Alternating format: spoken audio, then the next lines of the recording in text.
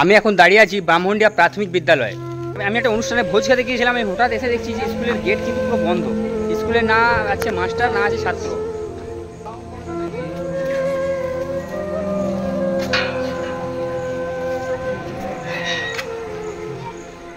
Master কই? হ্যাঁ, এখন বাজে, দেখো টাইমটা দেখো, 3:19। এখন বাজে 3:19। এইখানটা স্কুলটা যে আছে, স্কুলটা পুরো ফাঁকা, না মাস্টার আছে না ছাত্র আছে। ঠিক আছে, এখন যে সার্কুলার আছে সেই সার্কুলার অনুযায়ী 3:30টার মধ্যে বাচ্চারা সব বাড়ি চলে যাবে, বাচ্চাদের ছুটি হয়ে যাবে, কিন্তু মাস্টার থাকবে 3:40 পর্যন্ত। এইখানে এখনও পর্যন্ত কোনো মাস্টারকে দেখতে পাচ্ছি না, কোনো ছাত্রকেও দেখতে পাচ্ছি না। এখন বাজে কটা? 3:19। আপনাকে দেখালাম এখন 3:20। ঠিক আছে, দেখো এই দেখে রুমটা দেখছো, রুমটাতে পুরো তালা ঝুলানো আছে। ঠিক আছে, এ হচ্ছে ব্রাহ্মণডিয়া প্রাথমিক বিদ্যালয়। ঠিক আছে, PS নাম্বার 47। আমি এসআইয়ের কাছে এই ভিডিওটা আমরা চাইবো যে এসআইয়ের কাছে পৌঁছানো যাক, এবং এসআই এই প্রশ্নের উত্তর দেখ যে এখন 3:30 না বাজা সত্ত্বেও স্কুল কেন বন্ধ, মাস্টাররা গেল কোথায়, স্টুডেন্টই বা কোথায়। ঠিক আছে, চারদিকে স্কুল ফাঁকা।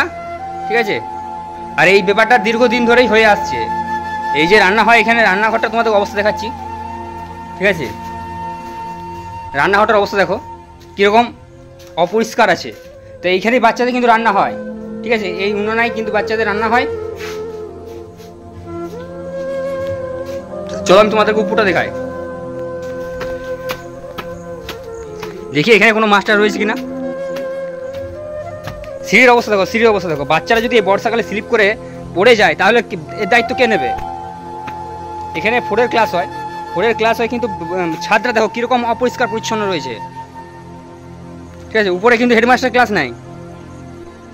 তো এগুলো তো মাস্টারদের দেখা দায়িত্ব না। বাচ্চাদের যদি কোনো ক্ষয়ক্ষতি হয় তাহলে কে দেখবে? দেখো স্কুলে কিন্তু তালা ঝোলানো রয়েছে। ছাদরা এতটাই নোংরা হয়ে গেছে বর্ষাকাল বলে। এখানে যদি বাচ্চারা স্লিপ কেটে পড়ে যায় তাহলে এর দায়িত্ব কে নেবে? প্রশ্নটা দিতে না, এর দায়িত্ব কে নেবে? এখনও কিন্তু টাইম প্রায় 3:23। ভালো করে যদি লক্ষ্য করো, 3:23 টাইম হয়েছে। তো এই টাইমের মধ্যে না স্কুলে মাস্টার আছে না ছাত্র আছে। ঠিক আছে, রাজ্য সরকার কীভাবে মনিটাইজ করছে এই ধরনের স্কুলগুলোকে? ওরা চাইছে হয়তো যে এই স্কুলগুলো ধীরে ধীরে বন্ধই হয়ে যায়। আমি একটা অনুষ্ঠানে ভোজ খেতে গিয়েছিলাম। আমি হঠাৎ এসে দেখছি যে স্কুলের গেট কিন্তু পুরো বন্ধ। স্কুলে না আছে মাস্টার, না আছে ছাত্র। আমি অবাক হয়ে গেলাম যে এই 3:30 যে সার্কুলার দিয়েছে রাজ্য সরকার নতুন অনুযায়ী, তো সেই সার্কুলার অনুযায়ী না স্কুলে মাস্টার রয়েছে একটা, না কোনো ছাত্র রয়েছে, না কোনো জনপ্রাণী রয়েছে। শুধু একজনকে আমি দেখলাম, ও শুয়ে রয়েছে, তো বাইরের ছেলে, ওই স্টুডেন্ট নয়। তো এই হচ্ছে স্কুলের সিঁড়ি। এই উপরে 4 নম্বর ক্লাস হয়, মানে 4th ক্লাস হয়, হেডমাস্টার ক্লাস নেই। তো এই সিঁড়িগুলো কীরকম অপরিষ্কার রয়েছে। এইখানে যদি বাচ্চা একবার স্লিপ কেটে কোনোভাবে পড়ে যায় তাহলে বুঝতে পারছো কী অবস্থা হবে।